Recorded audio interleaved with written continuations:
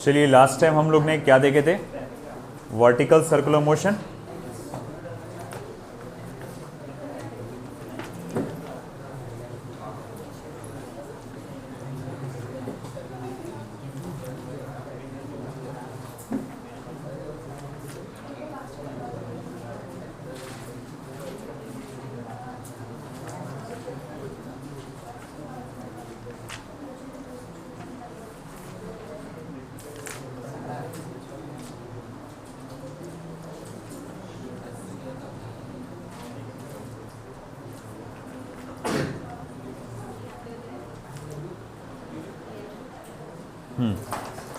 चलिए रिवाइज करिए, नोट्स बताना बेटा। टेंशन कैलकुलेट करने के लिए एट एनी पॉइंट पी हमारे पास क्या फॉर्मूला था, बोलो। याद ही नहीं है आप लोगों को? M V P square upon R plus M G cos theta. क्या फॉर्मूला था? M tension at any point P का फॉर्मूला था M V P square upon R plus M G cos theta. Tension at any point P का formula क्या था? M V P square upon R plus M G cos theta. Tension at any point P का formula क्या था? M V P square upon R plus M G cos theta. Okay, फिर मैं कहूंगा tension at highest point कितना था? 0। Tension at mid point कितना था? अरे नहीं रे बेटा, अंडर रूट तो वेलोसिटी में आता है, 3 mg। Tension at lowest point कितना था? 6 mg, है ना। तो ये टेंशन के बारे में, tension at any point P. फिर उसके बाद हमने देखा tension at highest point, tension at mid point, tension at lowest point. फिर आया था वेलोसिटी को लेकर। Velocity at any point P calculate करने के लिए क्या फॉर्मूला था? V P is equals to under root of V L square minus 2gh। अच्छा, एक और फॉर्मूला था, under root of V L square minus 2gr 1 minus cos theta. सही है, ओके, मान लिया ये एक और फॉर्मूला था। और उसके अलावा भी, उसके अलावा अगर हम लोग हाईएस्ट पॉइंट लोवेस्ट पॉइंट का अगर स्टडी करते हैं तो under root of R G, mid point पे कितना था? अंडर रूट ऑफ 3rg, और लोवेस्ट पॉइंट पे कितना था? Under root of 5rg। Isn't it? तो ये हमारे पास कुछ इस तरह के फॉर्मूले थे, vertical non uniform vertical circular motion से रिलेटेड है, non uniform vertical circular motion से रिलेटेड। याद कर लो ये सारे फॉर्मूले अभी के अभी।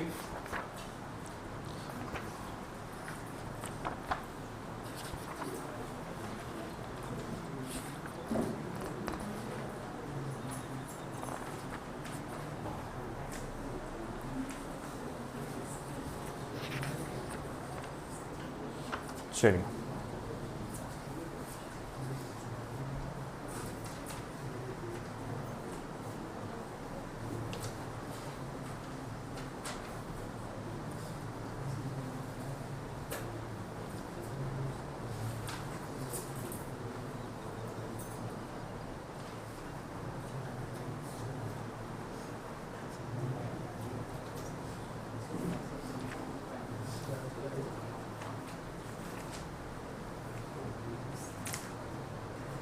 हो गया। चलिए अब आगे बढ़ते हम लोग थोड़ा सा स्फीयर ऑफ डेथ के बारे में। Sphere of death,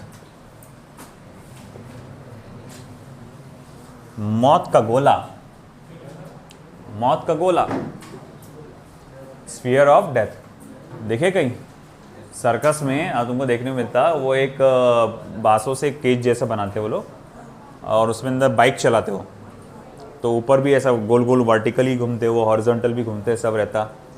main vertical उसके अंदर ऐसा गोल गोल घूमते।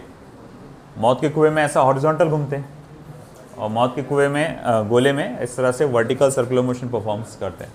तो उसके बारे में हमको पढ़ना है। तो देखो, स्फीयर ऑफ डेथ की अगर हम बात करते हैं तो यहाँ पर क्या होगा, एक केज जैसा होगा, गोला जैसा, ग्लोब शेप का, गोल स्फेरिकल शेप का एक बॉडी वो होगा, केज होगा। और गाड़ी जो होती है, बाइक जो होती है आपकी, वो इस तरह से गोल गोल वर्टिकल सर्कुलर मोशन परफॉर्म करती है। तो जब वो हाईएस्ट पॉइंट से गुजरेगी, मेन हाईएस्ट पॉइंट के बारे में होता है कि जब वो हाईएस्ट पॉइंट से गुजरेगी तो मिनिमम वेलोसिटी क्या होगी इसकी, है ना। जब हाईएस्ट पॉइंट से गुजरेगी कम से कम कितनी वेलोसिटी से उसको पास हो सकती है। देखो भाई सिंपल सी बात है, कम स्पीड से जाएगा तो वो तो यहाँ से वापस आ जाएगा, थोड़ा स्पीड बढ़ाएगा तो थोड़ा ये यहाँ से वापस आ जाएगा, थोड़ा और स्पीड बढ़ाएगा यहाँ तक गया, फिर धड़ करके नीचे गिर गया। तो बोले इसको धीरे धीरे स्पीड बढ़ाना पड़ रहा। एक स्पीड उसने लाया कि भाई हाँ, बोले किसी तरह से सर्कल परफॉर्म कर लिया। तुम तो जितनी ज़्यादा स्पीड से भागे उतना अच्छा है ना। तुमने भाई अंदर मान लो 300-400 की स्पीड से भगाए तो बहुत अच्छी बात है, वो गिरने के चांसेस बहुत ही कम हो जाएंगे, है कि नहीं। मगर तुम्हारी बाइक में 300-400 तो है नहीं, है ना। तुम्हारी बाइक कौन सी, स्प्लेंडर है ना, उसमें भाई 80-90 मुश्किल से पहुंचता। तो भाई कम से कम तुमको कितनी स्पीड से भागाना पड़ेगा कि भाई तुम ऊपर से नीचे ना गिरे, कम से कम मिनिमम स्पीड। तो हमको वो कैलकुलेट करना है। चलो देखते हैं कैसे कैलकुलेट करेंगे।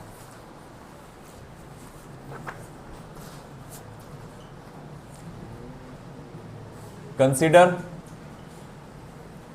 A vehicle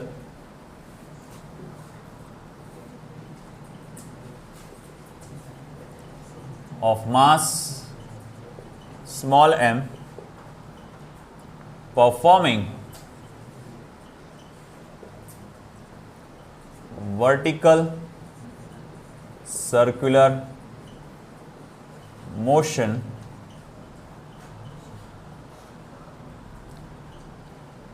inside the sphere of death of radius small R. तो हमने एक व्हीकल कंसीडर किया। व्हीकल में क्या, टू व्हीलर ही रहेगा वो, जिसका मास m है, जो वर्टिकल सर्कुलर मोशन परफॉर्म कर रहा है स्फीयर ऑफ डेथ में, जिसका रेडियस आपका स्मॉल आर दिया हुआ है। while passing through the highest position, जब वो हाईएस्ट पोजीशन से पास होगा, the total forces acting on the vehicle are. तो हम देखेंगे कि व्हीकल पे कौन कौन से फोर्सेस लगेंगे। The total forces acting on vehicle are. तो व्हीकल पे कौन कौन से फोर्सेस लगेंगे। बोले देखो भाई, सबसे पहला तो यहाँ पर लगेगा उसके ऊपर weight mg, acting vertically downwards. उसके अलावा क्या लगेगा, तो उसके अलावा लगेगा नॉर्मल रिएक्शन, है ना, जो कि हाईएस्ट पॉइंट का नॉर्मल रिएक्शन माना जाएगा, क्योंकि नॉर्मल रिएक्शन हर पॉइंट का अलग अलग रहेगा। तो बोले नॉर्मल रिएक्शन। अब आप सोच रहे होंगे सर ऊपर जाएगा ना, नहीं बेटा, नॉर्मल रिएक्शन नीचे जो होगा ना, सरफेस को परपेंडिकुलर होता है ना। गाड़ी ऐसी है यहाँ पे, अब हो रहा क्या है, गोल गोल घूमने की वजह से गाड़ी के अंदर सेंट्रीफ्यूगल फोर्स पैदा हो रहा है। सेंट्रीफ्यूगल फोर्स जो गाड़ी को ऐसा बाहर की तरफ ढकेलता है। अब वो सेंट्रीफ्यूगल फोर्स अगर गाड़ी को बाहर की तरफ ढकेलेगा तो सरफेस उसको अंदर की तरफ लौटेगा, और सरफेस जो फोर्स लगाएगा उसको क्या बोलेंगे अपन, नॉर्मल रिएक्शन, है ना। तो बोले यहाँ पर नॉर्मल रिएक्शन, हाईएस्ट पॉइंट पे नॉर्मल रिएक्शन कितना होगा, बोले NH, है ना, हाईएस्ट पॉइंट पे नॉर्मल रिएक्शन। तो सबसे पहले weight mg acting vertically downwards, और दूसरा नॉर्मल रिएक्शन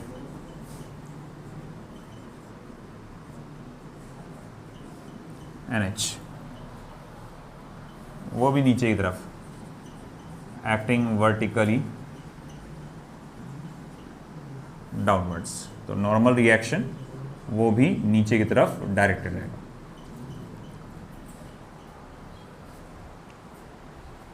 है ना, normal reaction acting vertically downwards.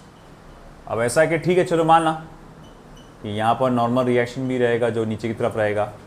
फिर मैं बोलूँगा तीसरे पॉइंट में कि भाई total force acting towards the centre, total force acting towards centre कितना है फिर, तो आप बोलेंगे आप तो सेंट्रीपिटल फोर्स की बात कर रहे हैं, तो mvh² mg प्लस NH, है ना, mg प्लस NH। या फिर एक काम करता हूँ, अभी का फिलहाल mv² ही लिखता हूँ, mg प्लस NH, क्योंकि total force directed towards the centre को क्या कहलाता है, सेंट्रीपिटल फोर्स कहलाता है। अब ऐसा आप इमेजिन करिए कि गाड़ी जो है मिनिमम स्पीड से चल रही है, गाड़ी जो है मिनिमम स्पीड से चल रही है, देखो गौर से सुना है ये बात, गाड़ी एकदम कम स्पीड से चल रही है, बस किसी तरह वो वर्टिकल सर्कल मोशन कंप्लीट कर रही है। तो अगर वो मिनिमम स्पीड से चल रही है तो आपका जो सेंट्रीफ्यूगल फोर्स होगा वो भी मिनिमम लेवल पे होगा। तुम जितना जोर से घुमाएंगे, जैसे फॉर एग्जांपल वो तुम एक ने करे होंगे कि वो केन के अंदर वो तेल या दूध रहता है या पानी में क्या बोलते हैं, पानी रहता है बाल्टी के अंदर, छोटी बाल्टी के अंदर, और छोटे बच्चे को बोलते देखते को जादू दिखाता बोले मैं, है ना, यूँ करके घुमाते तुम, ऐसा है कि नहीं। तुम देखो कितनी जोर से घुमाएंगे उतना अच्छा, तुम जितनी जोर से घुमाएंगे उतना अच्छा, उतना ज्यादा कम चांसेस है पानी गिरने का। तुम आराम से घुमाओ, थोड़ा सा आराम से बोला मैंने, बहुत ज्यादा नहीं। तो क्या होगा कि अब क्या होगा, बाहर की तरफ सेंट्रीफ्यूगल फोर्स क्या होगा, कम होता जाएगा।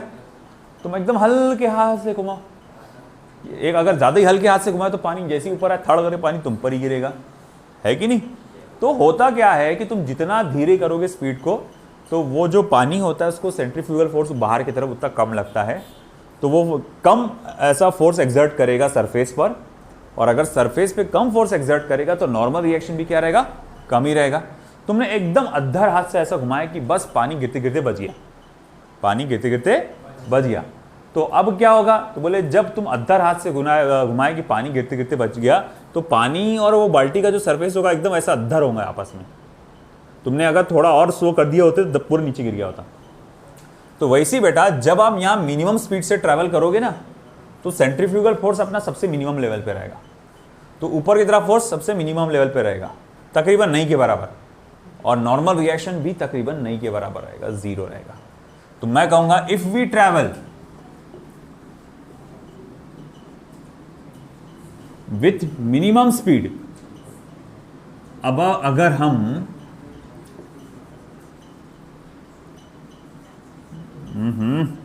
if we travel with minimum speed VH at highest point, अगर मान लो हम मिनिमम स्पीड से ट्रैवल कर रहे हैं एट हाईएस्ट पॉइंट, तो देयरफॉर क्या हो जाएगा, mvh² is equals to mg only, क्योंकि since NH is equals to 0 हो जाता है वहां पर जो NH की वैल्यू होती है बेटा वो 0 हो जाती है ना।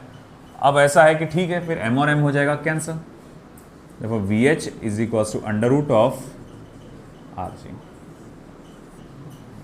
VH is equals to under root of RG, ठीक है, लिख लो।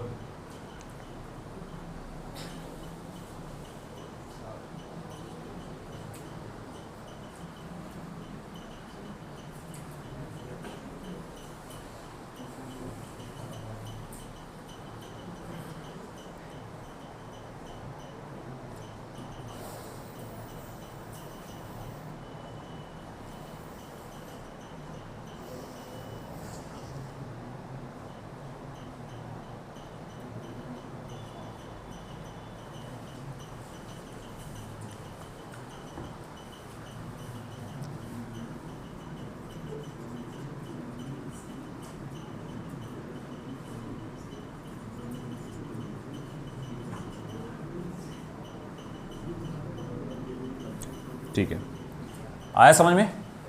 तो मिनिमम स्पीड आपका जो आएगा हाईएस्ट पॉइंट पे वो कितना आएगा, अंडर रूट ऑफ RG। फिर सवाल उठा, फिर जब वो गाड़ी नीचे जाएगी, बाद में जब नीचे जाएगी, तो जब नीचे जाएगी लोएस्ट पॉइंट पे पहुंचेगी तब उसकी स्पीड क्या होगी। तो मैं लिखूंगा कि भाई देखो, by law of conservation of energy, by law of conservation of energy, अगर मैं law of conservation of energy का इस्तेमाल करूं तो भैया total energy at highest point, total energy at highest position is equals to total energy at lowest position. जितनी energy आपकी highest position पे, उतनी ही एनर्जी आपको कहाँ मिलने वाली है, लोवेस्ट पोजीशन पे मिलने वाली है। मैं बोलूँगा हाईएस्ट पोजीशन पे टोटल एनर्जी कितनी होंगी, तो देखो यार वो तो हाईएस्ट पोजीशन का potential energy at highest position plus kinetic energy at highest position is equals to total energy at lowest position. क्या होगा, potential energy at lowest position plus kinetic energy at lowest position रहेगा। फिर मैं तुमसे पूछूंगा highest position पे total energy क्या रहेगी, सॉरी पोटेंशियल एनर्जी क्या रहेगी, तो आप बोलेंगे सर mgh, है ना, mgh। मगर जब गाड़ी सबसे हाईएस्ट पोजीशन पे रहेगी, क्या मैं ऐसा कह सकता हूं कि ये जो हाइट है डबल ऑफ द रेडियस है ना, h is equal to twice R है, क्योंकि डायमीटर के बराबर हो जाएंगी ना हाइट, तो h is equal to twice R है। तो मैं क्यों ना mgh के जगह क्या लिखूं बेटा, ट्वाइस आर लिखूं। अच्छा, काइनेटिक एनर्जी क्या होगी हाईएस्ट पोजीशन पे, तो आप कहेंगे हाफ ऑफ m vh का स्क्वायर। अच्छा चलो मान लिया। आगे क्या आएगा, potential energy at lowest position. अरे भैया अगर आप यहाँ से कैलकुलेट कर रहे हैं पोटेंशियल एनर्जी, तो लोवेस्ट पोजीशन पोटेंशियल एनर्जी 0 रहेगी, तो भैया वो तो 0 हो जाएगी, plus half of m vl का स्क्वायर, है ना, प्लस हाफ ऑफ m क्या हो जाएगा बेटा, vl का स्क्वायर। अब अपने को क्या करना है, हमारे पास देखो सबसे पहले एक साफ समझ में आ रहा कि हर जगह से m क्या होगा, कॉमन निकलेगा और क्या हो जाएगा, कैंसिल हो जाएगा। फिर बाद में क्या देखने को मिलेगा, देखो भाई हम कहेंगे कि बाद में देखो ऐसा है कि VH की वैल्यू तो मुझे मालूम है, तो मैं अभी थोड़ी देर पहले VH की वैल्यू कैलकुलेट किया, मैं वो VH की वैल्यू यहाँ पर डाल दूंगा। तो चलो भाई डाल के देखते हैं, ये भाई जल्दी हो जाए यार, सुबह सुबह मॉइस्चर की वजह से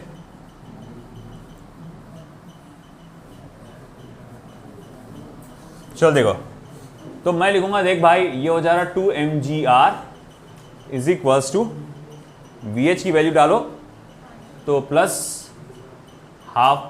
हाफ ऑफ mgr, है ना, वो rg का रूट स्क्वायर रूट है वहाँ पे, तो उसका स्क्वायर ले लेंगे तो रूट हट जाएगा, is equals to half of m vl का स्क्वायर। अरे m तो कैंसिल हो गया था ना, चल ठीक है जान दे, ये कैंसिल हो जाएगा। अब देखो यहाँ पर क्या होगा बेटा, मैं इसको 2 से मल्टीप्लाई कर डालता हूँ, तो फिर क्या बचेगा, 4rg plus only rg is equals to क्या हो जाएगा बट vl स्क्वायर। समझेगा बेटा आपने, m तो पहले ही कैंसिल हो जाता, ये बचा क्या था 2rg, ये क्या बचा था हाफ ऑफ rg, और ये हाफ ऑफ vl स्क्वायर था। मैंने पूरी इक्वेशन को क्या किया, 2 से मल्टीप्लाई कर दिया, तो ये हो गया 2 का जब बजाय 4, और यहाँ से नीचे का 2 क्या हो गया, कैंसर।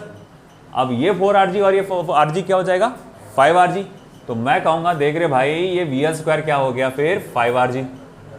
देखो vl is equals to under root of 5rg। तो देखो हाईएस्ट पॉइंट पे क्या निकला, under root of rg, lowest point पे क्या निकला, under root of 5rg।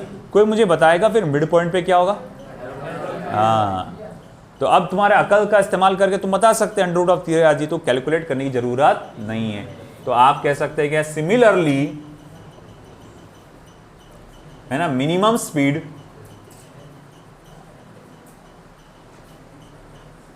Eight the mid point या mid position will be under root of 3rg। अगर फिर भी आपको कैलकुलेट करना है तो मेरी राय रहेगी आप मिड पोजीशन पे और लोवेस्ट पोजीशन पे या कोई भी दूसरा हाईएस्ट भी चलेगा, law of conservation of energy लगा दो फिर से, है ना, बट ठीक है, बिना उसके भी आपको कैलकुलेट कर लिए काफ़ी है इसको।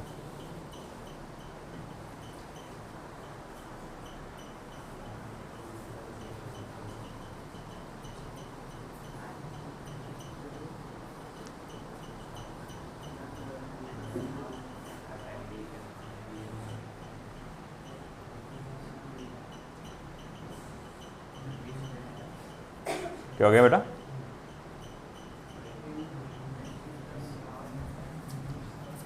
कहाँ, हाँ mgr, ब्रैकेट में gr लिख दिया मैंने, rg लिख gr लिख, एक ही बात है। 2 3 ज़ा 6, 3 2 ज़ा 6, एक ही होता है ना। और पहले रोटी खाओ बाद में चावल, या पहले चावल खाओ बाद में रोटी, बात एक ही है बोले।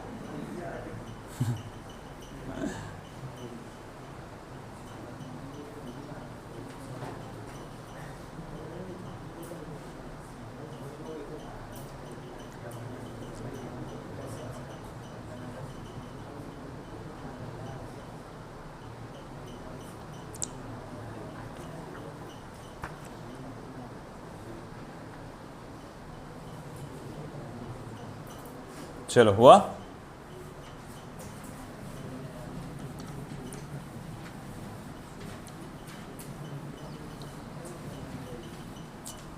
क्या पता है यार ये।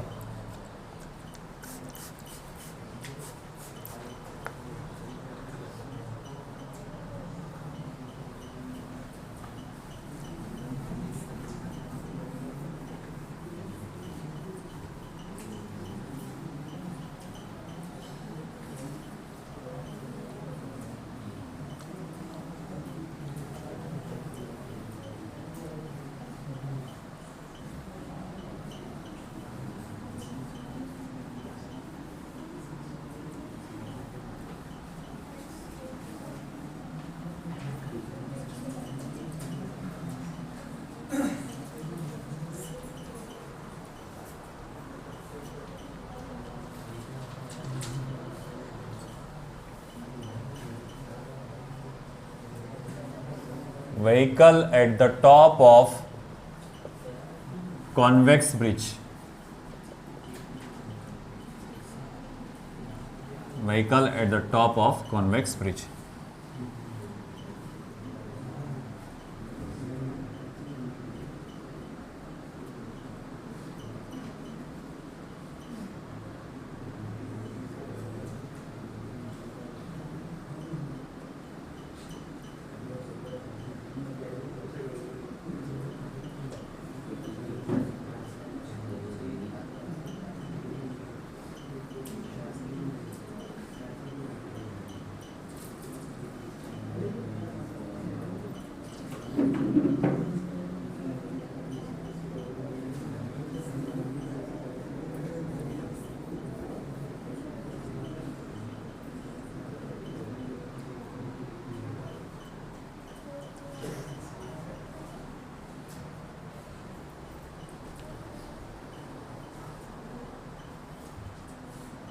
फोर्थ पॉइंट हो गया, किसी की बाकी है?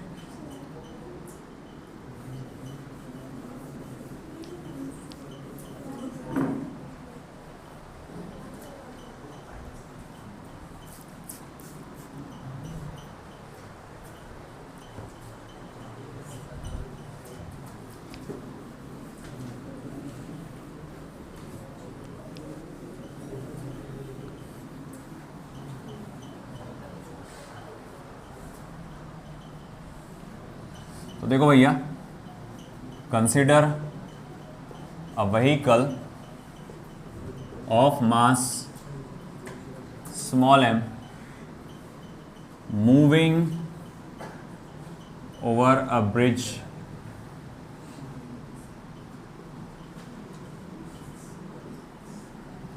Of radius small r।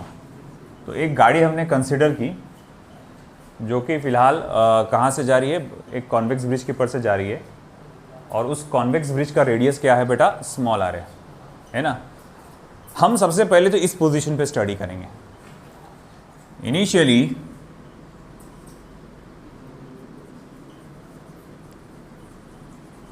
When the vehicle is at position A, तो भैया ये ए पोजीशन आएगी, और ये यहां पर जब आएगा तो वो बी पोजीशन आएगी। द फोर्सेस एक्टिंग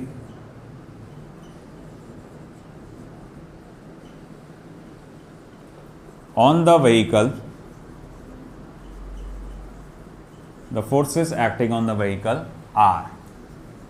तो भैया सबसे पहले तो गया उसका वेट mg नीचे की तरफ, और भैया हमारा आया हमेशा की तरह नॉर्मल रिएक्शन, मगर ये इस जगह का नॉर्मल रिएक्शन है इसलिए Na नाम दूंगा, परपेंडिकुलर टू द सरफेस। तो सबसे पहले weight mg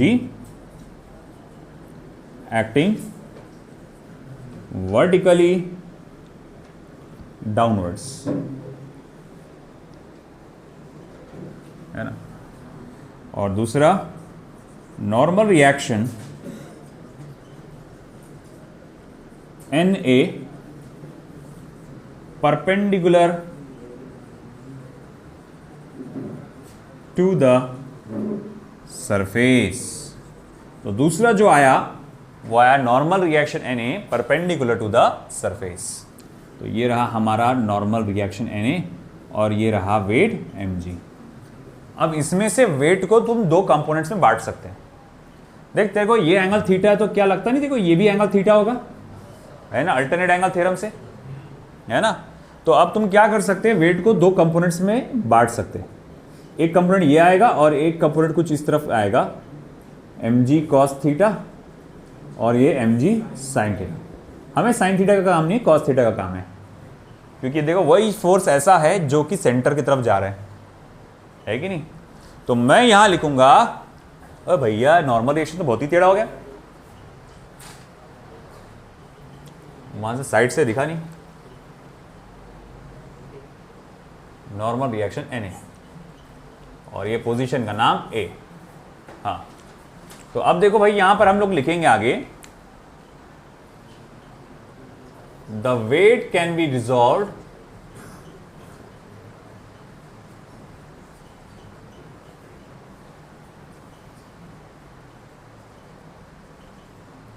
into two components. Weight को दो कंपोनेंट्स में बांटा जा सकता है। पहला आएगा mg cos थीटा और दूसरा आ जाएगा mg sin theta. Okay, mg cos theta तो साफ नजर आ रहा है, टुवर्ड्स सेंटर है डायरेक्टेड। फिर मैं बोलूंगा total force directed towards centre is. तो भैया total force directed towards centre क्या होगा, तो हम लोग लिखेंगे m va square upon r,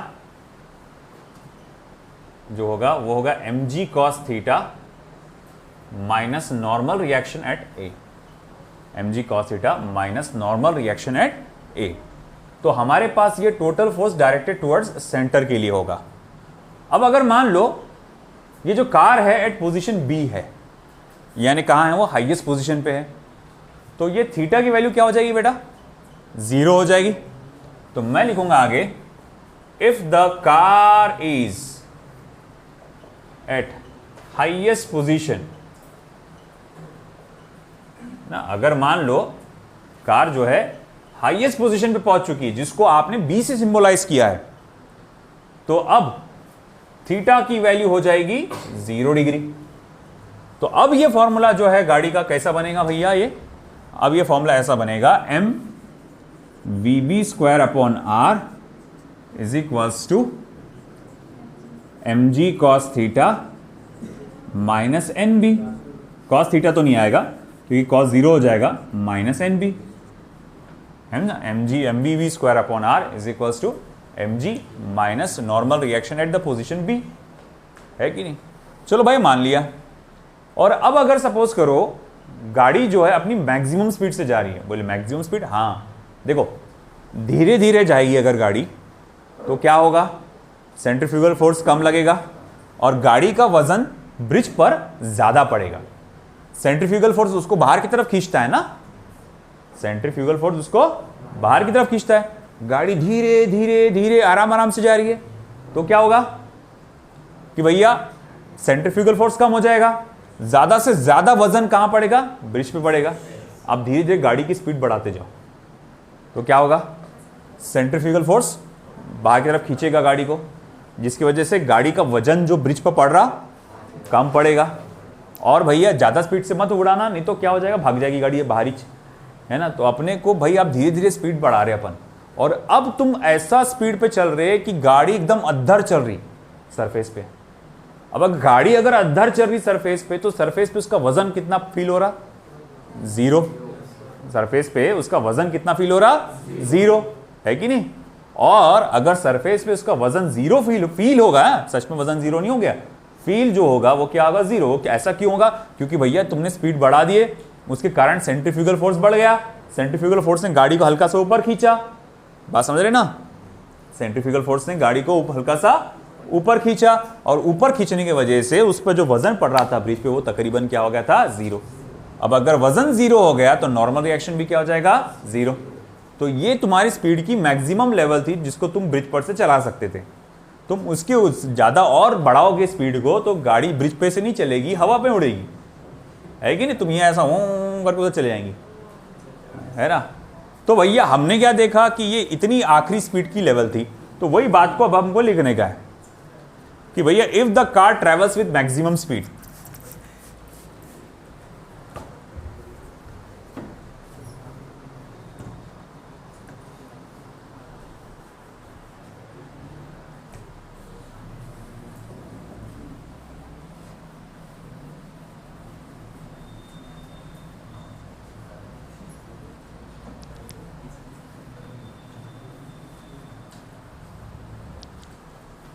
तो भैया हम लिखेंगे आगे if the car travels with maximum speed so that it just remains, maximum speed को मैं VH से रिप्रेजेंट करूंगा, so that it just remains in contact with the surface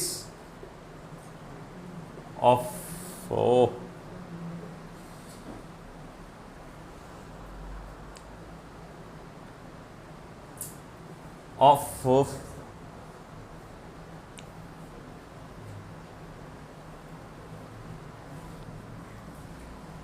surface of bridge, normal reaction will be 0। तो भैया आपका जो normal reaction है वो 0 हो जाएगा। तो नॉर्मल रिएक्शन अगर 0 हो गया तो फॉर्मूला क्या रहेगा? Therefore m VH square upon R is equals to mg minus 0।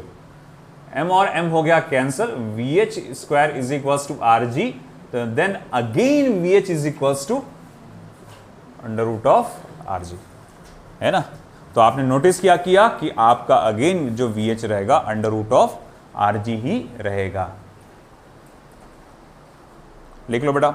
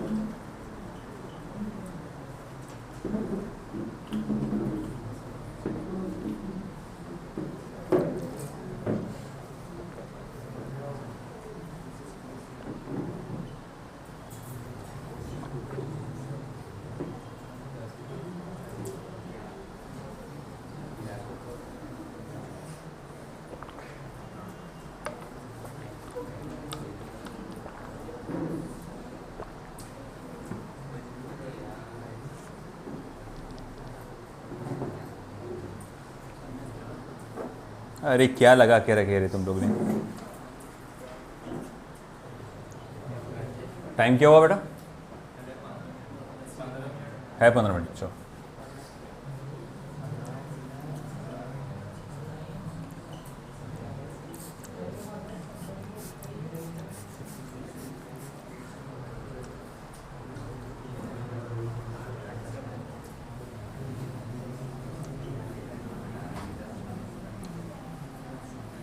देखो भाई, मतलब आज तो मतलब कल तक के तो पूरी तरह फुल स्टॉप हो जाएगा सर्कुलर मोशन, है ना। अब सवाल ये उठता है कि तुम्हारा प्रिपरेशन वहां तक पहुंचा कि नहीं पहुंचा। दिसंबर आ गया, क्योंकि अब तो ऑन द सीरियस नोट सब लोग ध्यान दे बेटा, इधर अब उधर ध्यान दे। तो भैया तुम पहले अपने आप पे थोड़ा सा एनालिसिस करो, तुम्हारा प्रिपरेशन वहां तक पहुंचा कि नहीं पहुंचा। दिसंबर आ गया है ना, ऑलमोस्ट तुम्हारा जो है सेशन आधा तकरीबन ख़त्म हो गया है। कब से स्टार्ट किए थे? जून से स्टडी का, है ना, जून से स्टार्ट किए होंगे ना। जून गया, जुलाई, अगस्त, सितंबर, अक्टूबर, नवंबर, ख़त्म। 6 महीने, 6 महीने गए। और अब तुम्हारे सामने आ रहा है ये दिसंबर का महीना।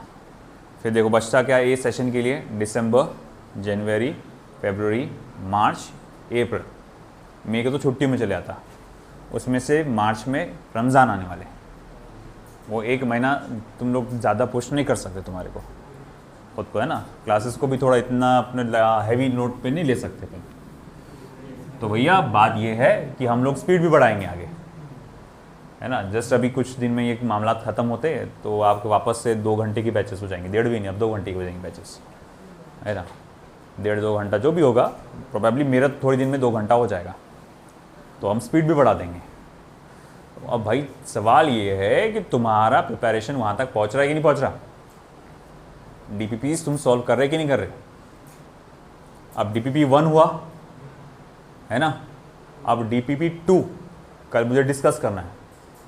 कल मैं एक और DPP दूंगा आपको, DPP 3 जो लास्ट DPP रहेंगी इसकी, mostly related to vertical circular motion से रिलेटेड, और थोड़ा आखिरी बात बैंकिंग ऑफ रोड से रिलेटेड, उसमें क्वेश्चंस रहेंगे।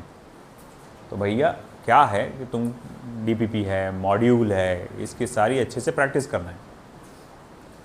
और ख़ास तौर से जो पुराने चैप्टर्स है, units and measurement, 1D, 2D। देखो 1D क्या है, किसी भी स्टूडेंट से पूछ लो, 1D शुरू में बहुत हार्ड लगता है, उसमें वो साला इतने सारे अलग अलग टाइप के क्वेश्चंस पूछते हैं, वहाँ अक्सर लोग ब्रेक होते हैं, ज़्यादातर लोग वहाँ पर ब्रेक होते हैं, है ना, 1D में। क्यों, और हम लोग को लेना भी पड़ता है सीक्वेंस में, क्योंकि हम ऐसा भगा नहीं सकते। फिर अगर मैं डायरेक्ट काइनेमेटिकल इक्वेशन यूज़ करूँगा, आप बोलेंगे साला ये कहाँ सेटअप का, तो वो बताना भी ज़रूरी था हमारे को। तो भैया बात यह है कि आप वहाँ तक पहुँच रहे कि नहीं, ये अपने एनालिसिस करो और अच्छे से तैयारी करो, टाइम को वेस्ट मत करो, ठीक है ना। चलो कुछ न्यूमेरिकल्स देखते हैं वर्टिकल सर्कुलर मोशन से रिलेटेड, फिर आगे पॉइंट ऑफ कांटेक्ट वाले पे भी जाएंगे। अरे कोई आज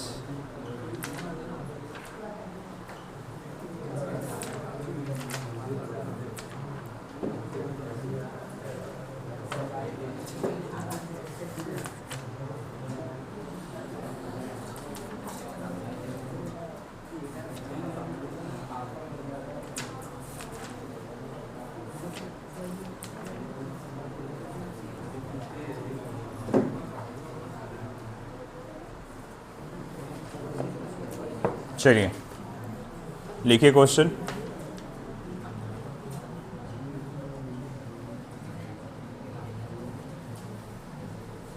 A bucket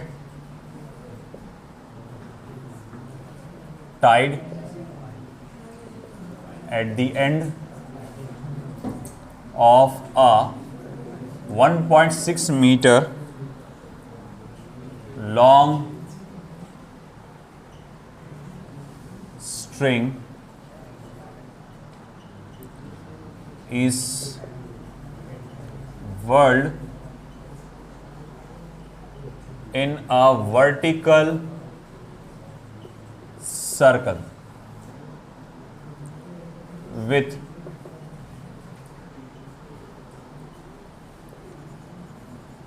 constant speed.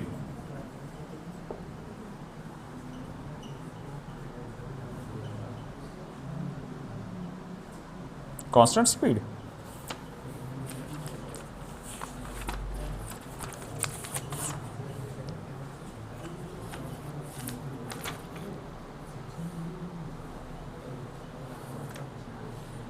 Constant speed नहीं आना चाहिए, कांस्टेंट स्पीड गलत हो जाएगा। Vertical circle what should be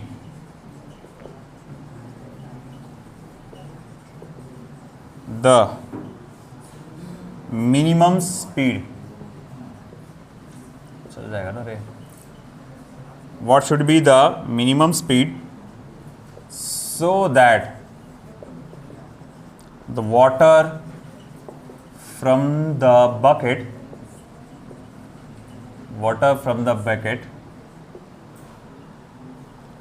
does not spill, ताकि वो पानी जो है वो नीचे ना गिरे. When the bucket is at the highest position, जब बकेट कहाँ पर होगी, हाईएस्ट पोजीशन पे होगी. स्मॉल जी को आप 10 मीटर पर सेकेंड स्क्वायर लीजिए. तो पहला ऑप्शन है 4 मीटर पर सेकेंड, दूसरा ऑप्शन है 6.25 मीटर पर सेकेंड, तीसरा ऑप्शन है 16 मीटर पर सेकेंड और चौथा ऑप्शन है नन ऑफ द अबव, इनमें से कोई नहीं.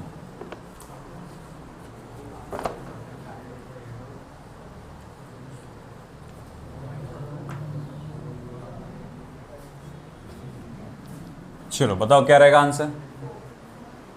None of the above. अच्छा आंसर 4 मीटर पर सेकेंड. तो a bucket tied at the end of 1.6 meter long string.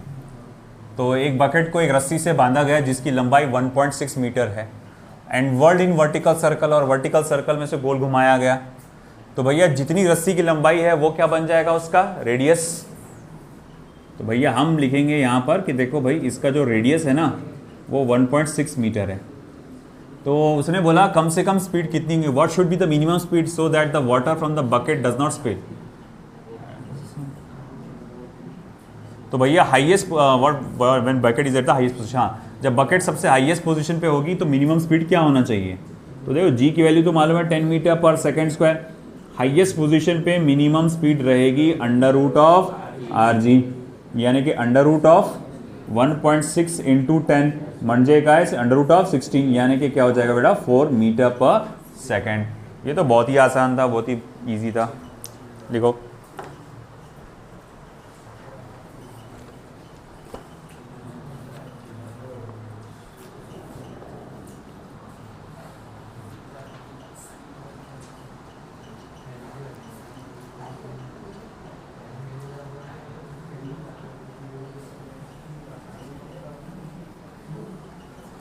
बेटा, तमीज से रहो जरा.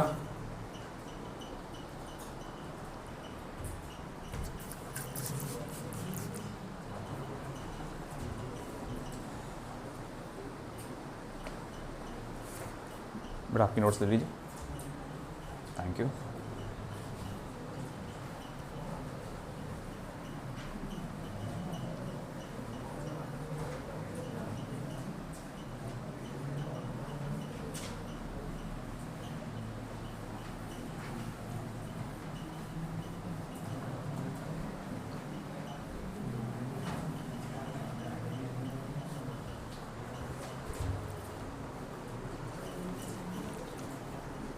Next,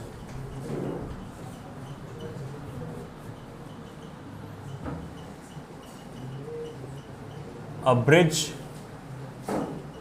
is in the form of semicircle of radius 40 meters. The greatest speed with which a motorcycle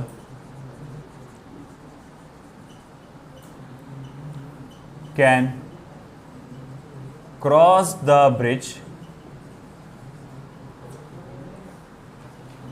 without leaving the ground at the highest point, frictional force is negligibly small. Is first option 40 meter per second, second option 20 meter per second, third option 30 meter per second, and the last option 15 meter per second. कौन सा आएगा? D, B 20 metre per second. देखो फिर से क्या है कि यहां क्या दिया, रेडियस आपका 40 मीटर्स दिया हुआ है, तो अगेन मैं कहूंगा कि भैया यहां जो रेडियस दिया हुआ है वो 40 मीटर्स दिया हुआ है, और उसने बोला आप ज़्यादा से ज़्यादा कितनी स्पीड से जा सकते हैं वहाँ पर, कि आप बस ग्राउंड का हल्का सा टच करते हुए जाएंगे। तो भैया उसके लिए सेम फॉर्मूला आता है मैक्सिमम स्पीड के लिए, under root of R G, यानी under root of 40 multiply by G यानी कि 10। अब 400 का स्क्वायर रूट क्या था? 20 मीटर पर सेकेंड, है ना। ठीक है, कुछ एग्जांपल्स हम और लेंगे कल, और साथ ही साथ कुछ एग्जांपल्स भी लेना है, थोड़ा सा नीट ओरिएंटेड, कुछ जेई ओरिएंटेड भी कुछ टॉपिक्स बताना है आपको, तो कल देखेंगे हम।